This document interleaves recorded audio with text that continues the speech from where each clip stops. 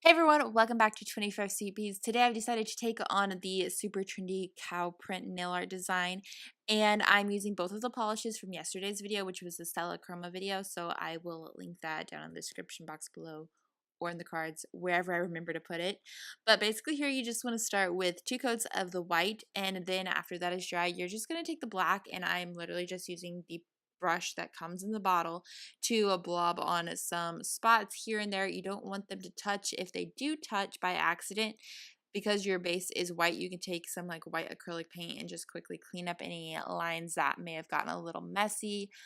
But other than that, that is basically all you do. It is really super simple and easy and unique every time. So really fun and easy.